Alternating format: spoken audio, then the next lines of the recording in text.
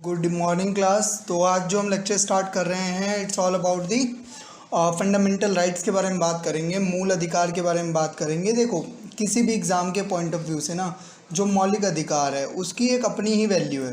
अब चाहे आप कोई भी एग्ज़ाम देने जा रहे हो, चाहे वो यूपीएससी देने जा रहे हो, चाहे आप एसएससी देने जा रहे हो, कोई भी एग्ज़ाम दे रहे हो, ठीक है। तो इसलिए इस बात को अपने दिमाग में रखना कि जब भी आप मौलिक अधिकार पढ़ रहे हो तो उसको बहुत ध्यान से पढ़ो, जिससे कि आप उसको डीपली समझ पाओ कि पेपर के अंदर कोई क्वेश्चन आए तो आपसे वो क्वेश्चन छूटे मत, ठीक है। इसीलिए मौलिक अधिकारों का अपनी ही क्या है, एक वैल्यू है, ठीक है। तो हम आज के लेक्चर को स्टार्ट कर रहे हैं और एक एक करके मौलिक अधिकारों को क्या करते हैं एक्सप्लेन करूँगा। तो हो सकता है कि काफ़ी सारा टाइम भी लग जाए और हो सकता है कि मतलब वीडियोस थोड़ी लंबी आ जाएं या कई सारे पार्ट्स में आ जाएं। बट हाँ, एक जो सबसे बड़ी चीज़ वो है कि मौलिक अधिकार आपके इसलिए भी समझने ज़रूरी हैं कि आपके पेपर पॉइंट ऑफ व्यू से नहीं, आपके लाइफ पॉइंट ऑफ व्यू से बहुत इंपॉर्टेंट है। मान लो आप डे टू डे लाइफ में ना जो चीज़ें फेस करते हो तब आपको जाके रियलाइज़ होता है यार मतलब कि मेरे पास ये अधिकार थे और मैं इनसे कितना वंचित था, ठीक है। तो इसलिए हमें इन पर ज़्यादा ध्यान देने की ज़रूरत है, ठीक है। तो देखो, मौलिक अधिकारों की अगर हम बात करते हैं तो ये बात ध्यान रखना कि मौलिक अधिकार जो हैं वो भाग 3 के अंदर आते हैं, ठीक है। भाग 3 के अंदर इनको रखने के साथ साथ जो सबसे बड़ी बात की गई वो है अनुच्छेद 12 से 35 तक, यानी भाग 3 में है, साथ ही साथ 12 से 35 तक मौलिक अधिकारों के बारे में क्या करा गया है, वर्णन किया गया है कि आखिर मौलिक अधिकार कौन सा किस भाग में है। साथ ही साथ इसको क्या बोला गया है, भारत का मैग्ना कार्टा बोला गया है। और क्यों मैग्ना कार्टा बोला गया है ये समझना बहुत ज़रूरी है, क्योंकि पूरी दुनिया के अंदर जो सबसे ज़्यादा एलेबोरेट करके हमने मूल अधिकार को लिखा है इतना किसी ने नहीं लिखा। देखो, मूल अधिकार का जो पूरा कॉन्सेप्ट है वो हमने उठाया कहाँ से, हमने यूएसए से उठाया। और यूएसए के अंदर इन्हें बिल्स राइट बोलते हैं, ठीक है, बिल्स राइट बोलते हैं। और वहाँ पर भी इनको इतना एक्सप्लेन नहीं करा गया है जितना कि भारत के संविधान को जो रचने वाले लोग थे, जो ड्राफ्टिंग कमेटी थी, उसने जितना अच्छा इसको क्या करा है, डिफाइन करा है। अगर हम मौलिक अधिकारों की बात करें तो मूल रूप से हमारे पास 7 मौलिक अधिकार हैं, 7 तरीके के मौलिक अधिकार दिए गए थे। पर संपत्ति के अधिकार को 1978 में क्या कर दिया गया, हटा दिया गया। कौन से संवैधानिक संशोधन से, 44वें संवैधानिक संशोधन किया गया था, जिसके अंदर इसको कहाँ उठा के फेंक दिया गया, 301 के अंदर उठा के रख दिया गया। अब कई सारे बच्चों के दिमाग में क्वेश्चन आता है कि सर एक बात बताओ, इसको हटा दिया कोई दिक्कत नहीं है, पर इसमें मौलिक अधिकारों से हटा करके इसको जो कानूनी अधिकार बना दिया गया उसमें और मौलिक अधिकार में क्या फ़र्क है। तो बच्चों, फ़र्क ये है कि जो मूल अधिकार होते हैं उसके लिए आप सीधा कहाँ जा सकते हो, सुप्रीम कोर्ट या हाई कोर्ट। क्या मतलब है इस बात का, यानी जब भी कोई आपके मौलिक अधिकारों का खंडन करे, जब भी आपके मौलिक अधिकारों का क्या हो रहा है, आपके मौलिक अधिकार वायलेट हो रहे हैं किसी भी कारण से, तो आप सीधा कहाँ जा सकते हो, या सुप्रीम कोर्ट या हाई कोर्ट।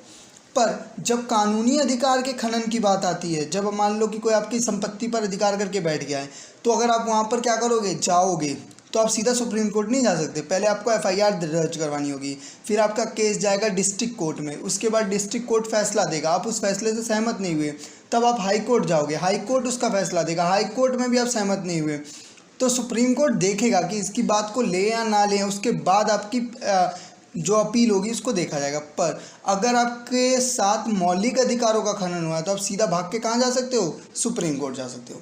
तो ये बड़ा फ़र्क है कानूनी अधिकारों के अंदर और मूल अधिकारों के अंदर। और इसीलिए मूल अधिकारों को क्या बोला गया भाई, मूल अधिकारों का संरक्षक किसको बोला गया है, इसका संरक्षक बोला गया किसको, सुप्रीम कोर्ट को। और इसको सीधा प्रोटेक्शन किससे दी गई, इसे प्रोटेक्शन दी गई किससे, संविधान द्वारा। क्लियर हुई यहाँ पर बात। तो जो 44वें संवैधानिक संशोधन हुआ उसने क्या करा कि संपत्ति के अधिकार को हटा दिया गया, जो पहले आर्टिकल कौन से में आता था, आर्टिकल 31 के अंदर आता था, और उसको कहाँ रख दिया गया, उसको 300A में रख दिया गया। भाग कौन सा अगर पूछते तो याद रखना, भाग 12, ठीक है, भाग 12 के अंदर इसको डाल दिया गया।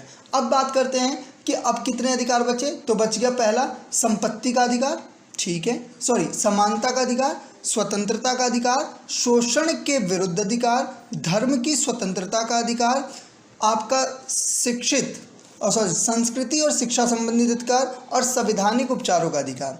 समझते हैं एक एक अधिकार को, मैं थोड़ा सा आपको एक्सप्लेन करता हूँ जिससे आपको एक ओवरव्यू क्रिएट हो जाए। पहला अधिकार बोलता है समानता का अधिकार।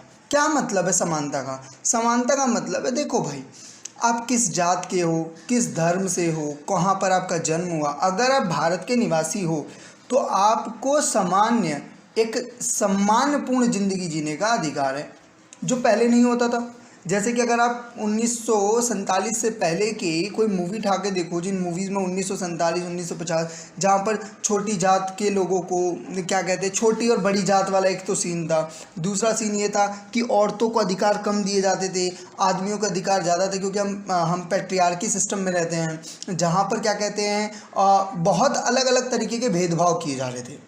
ठीक है, अच्छा, उसके बाद आता है स्वतंत्रता का अधिकार। देखो भाई, कहीं भी जा करके कोई भी काम करने के लिए स्वतंत्र हो, आपको ना रिस्ट्रिक्शंस नहीं है कि भाई ये नहीं कर सकते, वो नहीं कर सकते। हाँ, बस वो कानूनी होना चाहिए। ऐसा नहीं हो कि कल को आप गांजा बेचने निकल जाओ और मेरा नाम ले दो कि सुमित सर ने बोला है स्वतंत्रता का अधिकार है। नहीं, वो क्या होना चाहिए, वो पूरी तरीके से कानूनी होना चाहिए, यानी कानून के अंतर्गत आता हो, कानून उसका वायलेशन ना करता हो। ऐसा कोई भी काम नहीं है। अब आपने बोला स्वतंत्रता का अधिकार है तो आप किसी घर के अंदर घुस गए, ऐसा नहीं कर सकते हो।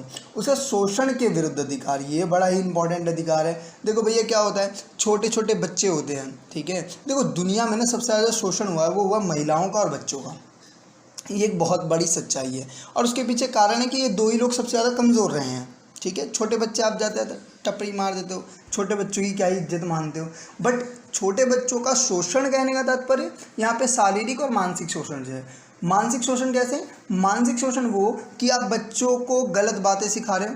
शारीरिक शोषण, जैसे कि आपको पता ही है कि किसी भी तरीके का कोई भी दुष्व्यवहार करना शारीरिक शोषण कहलाता है। या मान लो जैसे कि उसको फैक्ट्री में काम करवाना, बधुआ मजदूरी जैसा कॉन्सेप्ट करवाना। उसके बाद आता है धर्म की स्वतंत्रता का अधिकार। देखो भैया, आप चाहे हिंदू हो, मुस्लिम हो, सिख हो, ईसाई हो, ठीक है, जूज हो, पारसी हो, किसी भी धर्म से आप बिलोंग करते हो, आपको अपने धर्म का क्या करने का है, पूर्ण तरीके से उसके आचरण को अपनाना। भाई देखो, जैसे मुस्लिम है वो टोपी पहनते हैं तो उनको टोपी पहनने का अधिकार, ब्राह्मण है तो उसको जनेऊ पहनने का अधिकार, ठीक है, पारसी है तो वो क्या कहते हैं, जो क्रिश्चियन होते हैं जो अपना क्रॉस होता है वो लगाने का, ये सारे अधिकार हैं। और इसी तरीके से आप अपने शादी विवाह का भी जो पूरा कल्चर है उसको भी क्या कर सकते हो, मतलब शादी जैसे मर्जी जिससे कर सकते हो। ठीक है, अपने धर्म के अनुसार आपको शादी करने का अधिकार दिया जाता है। उसके बाद आती है संस्कृति और शिक्षा संबंधित अधिकार, कि आप किसी भी संस्कृति से क्यों ना बिलोंग करते हो। देखो, एक तो भारत जो है ना वो विविधताओं का देश है, इतना प्यारा देश है कि जहाँ पर इतने सारा कल्चर है, इतने कल्चर है कि मणिपुर जाओ आप अलग कल्चर देखोगे, यूपी बिहार में शादी बिल्कुल अलग तरीके से होती है, दिल्ली के अंदर शादी बिल्कुल अलग तरीके से होती है। ठीक है, तो संस्कृति। उसके बाद शिक्षा संबंधित अधिकार। देखो, अगर आप अल्पसंख्यक हो तो आपको क्या कर सकते हैं, अपनी तरीके की शिक्षा, यानी अपनी भाषा में शिक्षा। जैसे केरल का बच्चा है तो वो कन्नड़ में शिक्षा ले रहा है, ठीक है ना, तमिलनाडु का है तमिल में शिक्षा ले रहा है, यूपी बिहार का बच्चा हिंदी में शिक्षा ले रहा है, उसको ये अधिकार दिया गया है। उसके बाद आता है संवैधानिक उपचारों का अधिकार। और भैया इतने इम्पॉर्टेंट है कि इन्होंने इज्जत बचा के रखी है, बाद बाकी 5 की। यानी कि ये कहता है भाई, अगर किसी ने आपके मौलिक अधिकारों का हनन हुआ तो भाई आपके पास आर्टिकल 32 के अंदर प्रोटेक्शन लेने का अधिकार है। आप सीधा भगते हुए जाओ और चिल्लाओ त्राहिमाम त्राहिमाम, कहाँ पर? सुप्रीम कोर्ट के गेट के आगे। और सुप्रीम कोर्ट निकलेगा, बोलेगा बालक क्या हुआ, क्या चाहिए तुमको? बोला मालिक, हमारे स्वतंत्रता के अधिकार का हमारे साथ शोषण हुआ है, या धर्म की स्वतंत्रता का अधिकार का खनन हुआ है, कृपया कर हमारी मदद करें। तब सुप्रीम कोर्ट अपने अस्त्र को निकालेगा। जो अस्त्र किसने दिए हैं, उसको 5 प्रकार की रिट जारी करने का क्या दिया गया है, अधिकार दिया गया है, जो सिर्फ किसके लिए कर सकता है, वो फंडामेंटल राइट्स के खिलाफ, मतलब उसको बचाने के लिए। और यही अधिकार उसको क्या करता है, इस मतलब आर्टिकल 32 को मजबूत बनाता है, और इसीलिए इसको संविधान का हृदय भी बोला गया है डॉक्टर भीमराव अम्बेडकर द्वारा। ठीक है, और संवैधानिक उपचारों का अधिकार सबसे इम्पॉर्टेंट अधिकार है। अगर ये अधिकार नहीं होता तो मूल अधिकार का कोई मतलब ही नहीं बचता। समझ में आई बात यहाँ तक? तो ये हमारे पास मूल अधिकार में हम पढ़ेंगे, जो आज हम पढ़ेंगे वो पढ़ेंगे समानता का अधिकार। ठीक है जी, चलें आगे बढ़ें। बहुत बढ़िया, चलो समानता के अधिकार को देखते हैं। सबसे पहला तो एक बात तो समझते हैं कि भाई आर्टिकल 12 और 13 में क्या लिखा हुआ है, क्योंकि समानता का अधिकार कहाँ से कहाँ तक डील करता है, समानता का अधिकार डील करता है 14 से लेकर के 18 तक। तो पहला बच्चों को क्वेश्चन आता है कि सर 12 और 13 में क्या लिखा है। तो आर्टिकल 12 ने बताया राज्य, जहाँ जहाँ भी आप राज्य वर्ड पढ़ोगे, जहाँ जहाँ भी आपको इंग्लिश में क्या लिखा हुआ आएगा, स्टेट लिखा हुआ दिखेगा, आप लोगों को ये लगता है ये राज्य तो तमिलनाडु, उत्तर प्रदेश, बिहार की बात कर रहा है। ऐसा नहीं है। यहाँ पर राज्य का अर्थ है कि संघीय सरकार। संघीय सरकार मतलब क्या, जो संसद है, जो बेसिकली हमारे क्या नाम है, पीएम है, जो हमारे क्या हैं, हमारे क्या नाम है इसका, राष्ट्रपति हैं, उनकी। दूसरा राज्य सरकार। राज्य सरकार में जैसे आपको पता है विधानसभा हो गई, ठीक है। जैसे आपका पीएम की जगह पे यहाँ पे कौन हो जाता है, सीएम हो गया। यहाँ पे राष्ट्रपति की जगह पे कौन हो जाएगा, राज्यपाल हो जाएगा, ठीक है। अच्छा, स्थानीय सरकार, आपको पता है स्थानीय सरकार दो तरीके की होती है। अगर आप गांव में रहते हो तो पंचायत होगी, और अगर आप कहाँ रहते हो, शहर में रहते हो, तो नगर निगम होगा, ठीक है। तो ये जो सरकारें हैं, इन सरकारों को ये अधिकार दिया गया है, ये कहा गया कि भैया आप किसी के मौलिक अधिकारों के साथ किसी भी प्रकार का खंडन, हनन नहीं कर सकते, किसी के मौलिक अधिकारों को ले नहीं सकते, छीन नहीं सकते हो। अच्छा, और निकाय मतलब बॉडी, तो या तो संवैधानिक बॉडी होगी या फिर गैर संवैधानिक। बोलोगे सर एग्जाम्पल बताओ। जैसे मान लो इलेक्शन कमीशन। अब इलेक्शन कमीशन कैसी बॉडी है, संवैधानिक बॉडी है, क्योंकि इसको संविधान ने जगह दे रखी है। यानी अगर इलेक्शन कमीशन को ख़त्म करना चाहे संसद तो नहीं कर सकता है, ठीक है। गैर संवैधानिक बॉडी जैसे कि नीति आयोग। अब नीति आयोग भी क्या है, अब नीति आयोग किसी के साथ क्या नहीं कर सकता है, किसी के मौलिक अधिकारों का खंडन नहीं कर सकता है। अगर ऐसा करेगा तो वो बंदा या फिर उस जिस पर्टिकुलर संस्था के साथ ही हो रहा है वो कहाँ जा सकती है, वो सीधा सीधा कहाँ जाएगी, सुप्रीम कोर्ट। बात क्लियर है यहाँ पर भाई, सीधा सुप्रीम कोर्ट भागो।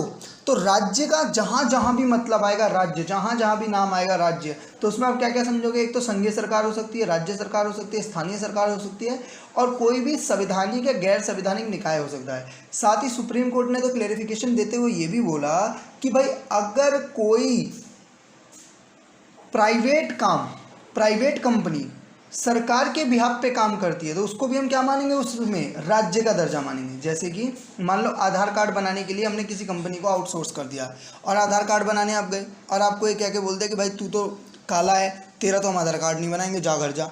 तो भाई जो एक्शन होगा ना उस कंपनी के ऊपर होगा, क्योंकि उसको भी किस दर्जे में रखा गया है, राज्य के दर्जे में रखा गया है। क्लियर है यहाँ पर बात। तो राज्य का ये अधिकार बनता है, राज्य का एक कर्तव्य बनता है कि वो मौलिक अधिकारों की क्या करे, रक्षा करे। अगर वो रक्षा नहीं करती और वो किसी भी मौलिक अधिकार का खंडन करती है तो हम कहाँ भागेंगे, सुप्रीम कोर्ट। क्लियर है यहाँ पर बात। आगे बढ़ते हैं। आर्टिकल 13 क्या बोलता है, ये बड़ा ही प्यारा आर्टिकल है। आर्टिकल 13 बोलता है, देखो भाई कोई भी विधि का मतलब ध्यान समझ लेना, यहाँ विधि का मतलब है कानून। कोई भी कानून आप बनाते हो, किसी भी कानून का आप निर्माण करते हो, उसको मैं गैर संवैधानिक या अवैध घोषित कर दूंगा। बोलो कब, बोला जब जब मौलिक अधिकारों का क्या हो जाए, उसमें उल्लंघन हो जाए। आप बोलोगे सर एग्जाम्पल से समझाओ, सर ऐसा समझ में नहीं आया। मान लो मैंने एक कानून बनाया कि सड़क पर 8 बजे के बाद, ठीक है, रात के 8 बजे के बाद औरतों को जाने की परमिशन नहीं है। मान लो संसद ने कानून बना दिया, तो क्या ये कानून सही है? आप बोलोगे नहीं सर। बोलो क्यों? क्योंकि ये समानता के अधिकार को क्या करता है भाई, आदमी जा सकते हैं, औरत नहीं जा सकती।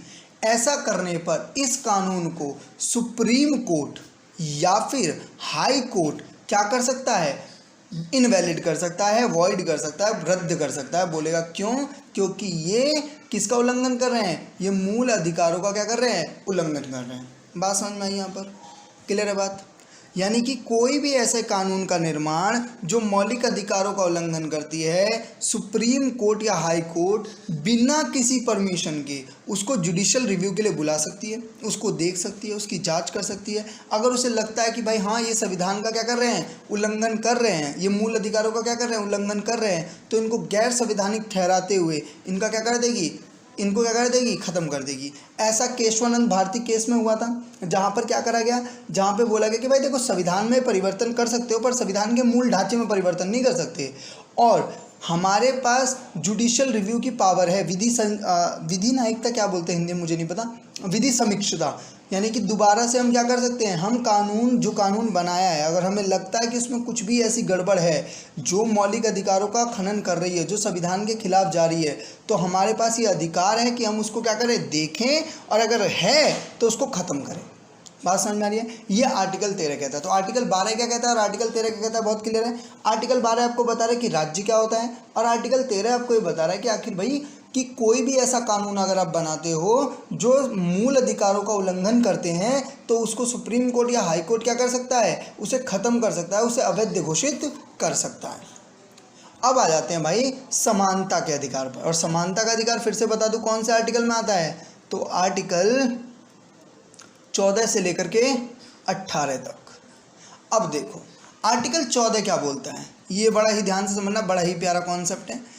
आर्टिकल 14 बोल रहा है विधि के समक्ष समानता, विधि के समक्ष समानता। देखो विधि के समक्ष, ये जो कॉन्सेप्ट है ये हमने लिया है ब्रिटेन से, यानी ब्रिटिश कॉन्स्टिट्यूशन से, और विधि के समक्ष संरक्षण, सामान्य संरक्षण, ये हमने उठाया है यूएसए से। अब ध्यान से समझना, विधि के समक्ष का मतलब है कि कानून की नज़रों में हर व्यक्ति बराबर है, चाहे वो अमीर हो चाहे गरीब हो, और जो सामान्य कानून के अंदर मतलब जो भी उसके अंदर पेनल्टी है वो सब पे बराबर लगेगी। जबकि विधि का सामान्य संरक्षण कहता है कि भाई देखो हम ना सेम बैकग्राउंड के आदमी को सेम सज़ा दे सकते हैं। मतलब समझना बहुत ध्यान से, मान लो अंबानी ने क्राइम करा, ठीक है, और एक रिक्शा चलाने वाले बंदे ने क्राइम करा, और क्राइम के ऊपर 2-2 लाख रुपए का फाइन है। अंबानी के लिए 2 लाख रुपए कौन सी बड़ी बात है, कोई बड़ी बात नहीं है, पर वो रिक्शा चलाने वाले के लिए तो 2 लाख बहुत बड़ी बात है। तो क्या बोलते हैं कि हम दोनों की आर्थिक स्थिति का देखेंगे, तब देखेंगे कि दोनों की आर्थिक स्थिति से बराबर है।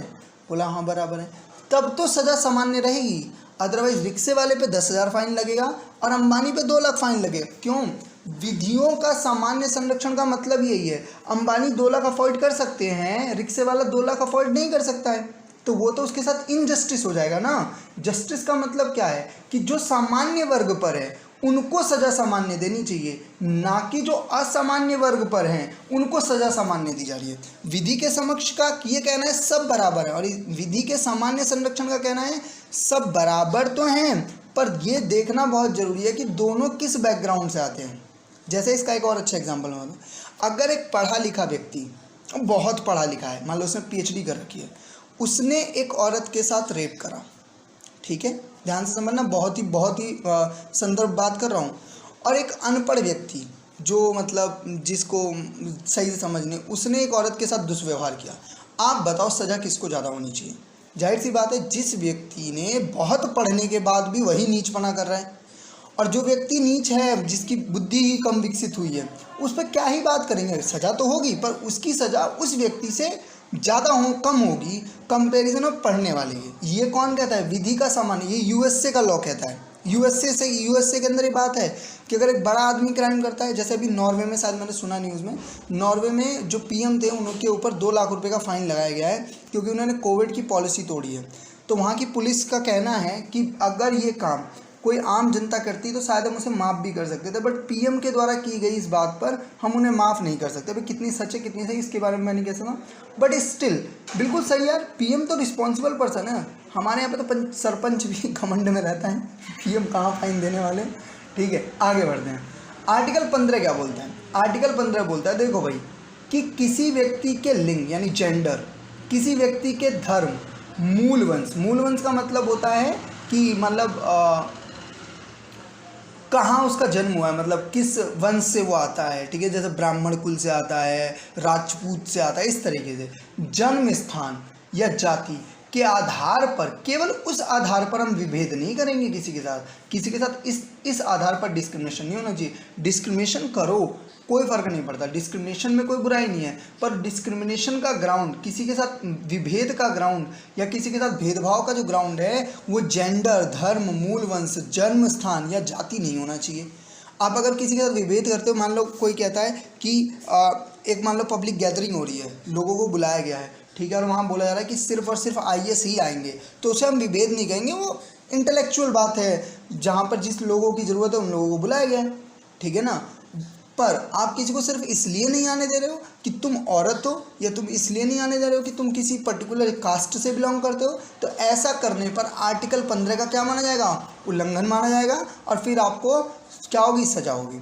आर्टिकल 16 क्या बोलता है, ध्यान समझो, राज्य के अधीन किसी पद पर नियोजन या नियुक्ति में सभी नागरिकों के लिए समान था। क्या मतलब है, अब यहाँ पे राज्य का मतलब समझ रहे हो ना, कौन से राज्य की बात हो रही है, उन्हीं राज्य की जो आर्टिकल 12 के अंदर हमने बात करी है। क्या कहता है, किसी भी पद पर नियोजन या नियुक्ति के लिए सभी नागरिकों के लिए सामान्यता है। कोई भी नागरिक, चाहे वो क्या कहते हैं क्या नाम है, किसी भी धर्म से आता हो, किसी भी मूलवंश से आता हो, किसी भी जन्म स्थान से आता हो, कोई फ़र्क नहीं पड़ता। अगर गवर्नमेंट ऑफ इंडिया ने कोई जॉब निकाली है या स्टेट गवर्नमेंट ने कोई जॉब निकाली है, तो उसके लिए सभी लोग एलिजिबल हैं। साथ ही साथ आप लोगों ने देखो एक पिक्चर आई थी लगान, ठीक है, 3 गुना लगान देना पड़ेगा। उसमें ना वो कचरा होता है, कचरा जो बॉल यूँ करके डालता है, उसको बोलते कि यह छूत है। तो यहाँ पर इन्होंने इसका भी खंडन कर दिया, बोला अस्पृश्यता का अंत, किसी के साथ छूत अछूत वाली कोई बात नहीं होगी। मानव है, सभी को एक राइट है, अपनी डिग्निटी है सबकी, और सब उस डिग्निटी के साथ क्या कर सकते हैं, रह सकते हैं, उनकी अपनी एक सेल्फ रिस्पेक्ट है। आप किसी के साथ इस तरीके का कोई दुष्व्यवहार नहीं करोगे। साथ ही साथ क्या करा गया, आर्टिकल 18 बोलता है उपाधियों का अंत। बहुत सही, ये तो बहुत अच्छी बात। आपने देखा होगा, पढ़ोगे हिस्ट्री तो आपने देखा होगा, लॉर्ड माउंटबेटन, ठीक है, सर विलियम्स, ऐसे करके नाम के आगे लगा होता था, या महाराजा राय बहादुर, ठीक है ना, या कोई विदेश से कोई उपाधि मिल गई, केसरिया हिंद की उपाधि मिल गई, नाइटहुड की उपाधि मिल गई, इस तरह की कोई उपाधि अगर मिली है तो हम कहते हैं हम इसको मानते ही नहीं, बात ही खत्म। ठीक है, क्लियर है यहाँ तक बात। अब इनके कुछ अपवाद भी हैं, जैसे कि आर्टिकल 14 का क्या अपवाद है। अपवाद का मतलब क्या होता है कि अगर ऐसा होता है तो मौलिक अधिकारों का खनन नहीं हुआ।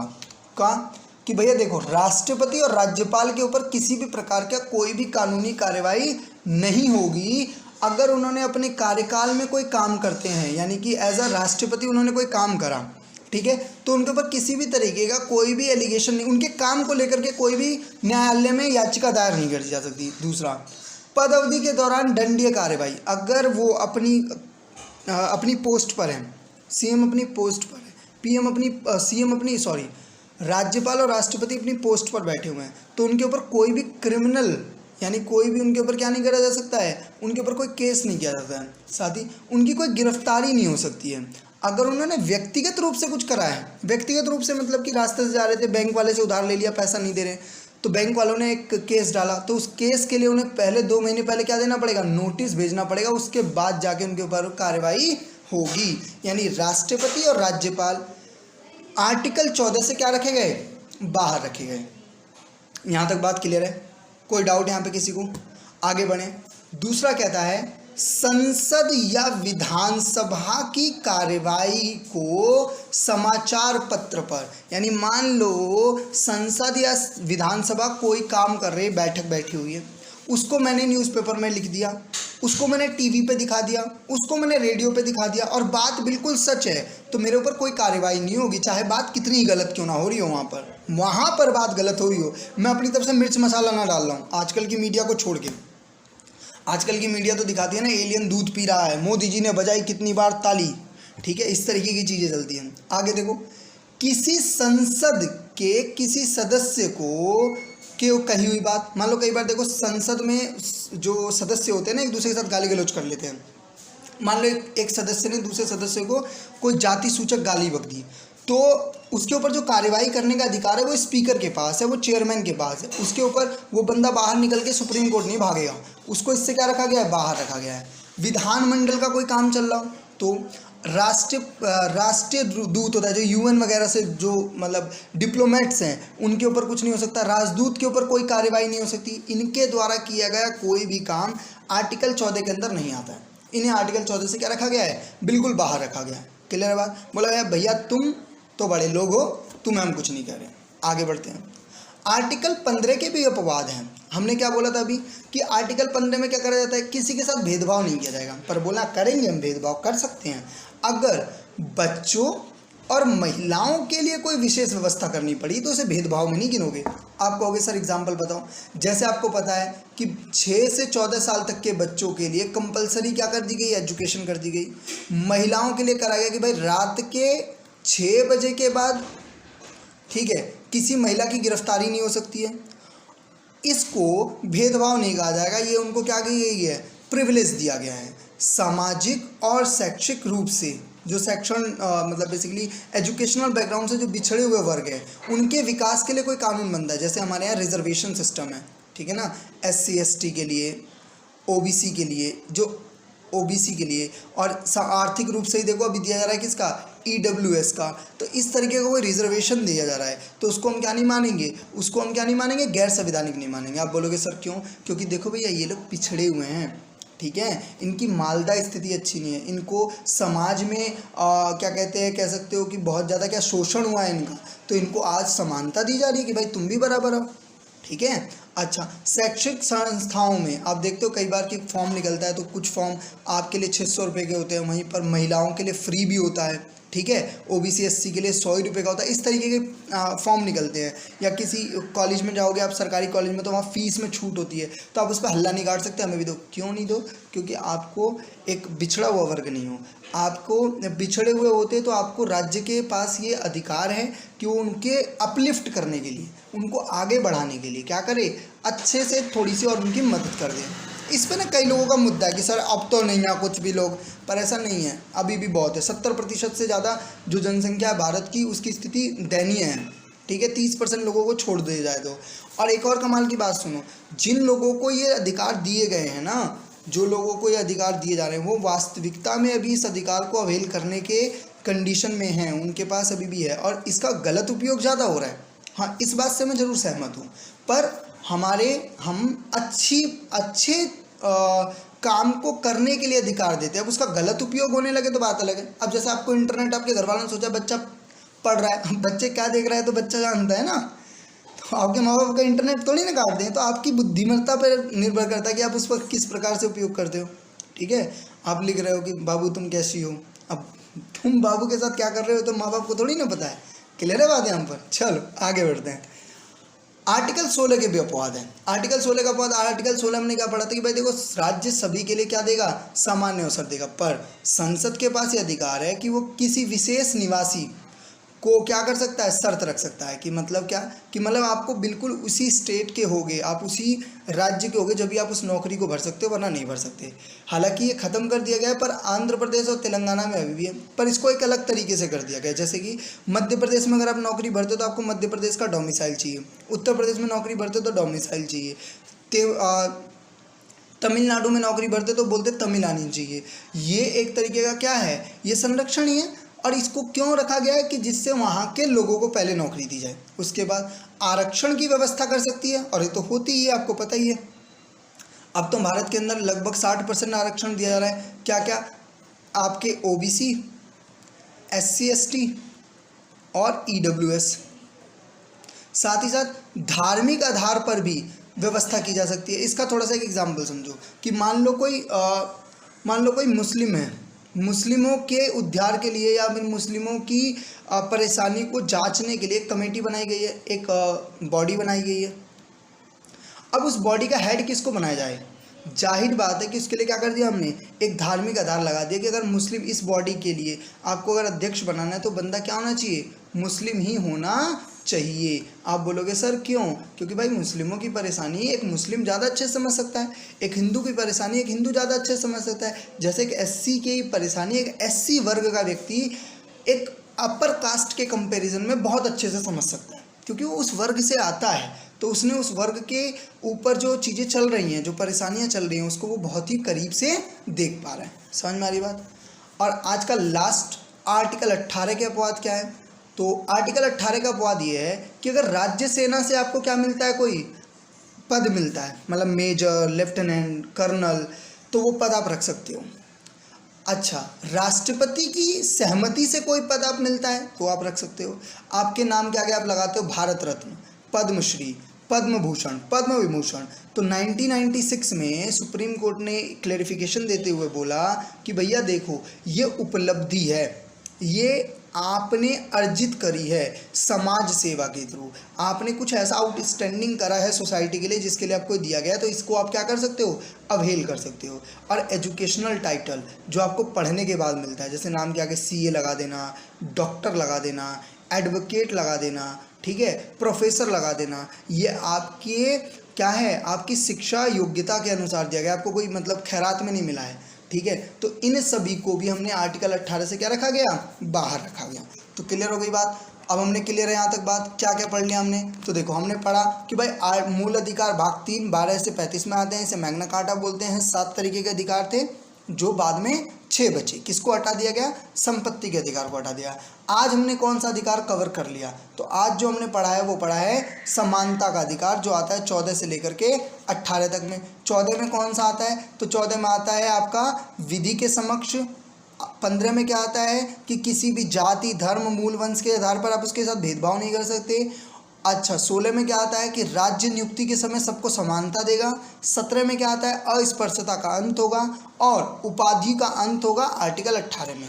अगर आपको ये लेक्चर आया समझ में और अगर आपको लगा कि हाँ भाई ये तो मतलब मज़ा ही आ गया, हमें बहुत अच्छे से समझ में आ गया, तो आप इसे क्या कर सकते हो, लाइक शेयर एंड सब्सक्राइब कर सकते हो चैनल को। साथ ही साथ एक और जो काम आप कर सकते हो, इसे अपने दोस्तों के साथ शेयर करो, ठीक है, जिससे मुझे बड़ा अच्छा फील होगा, ठीक है।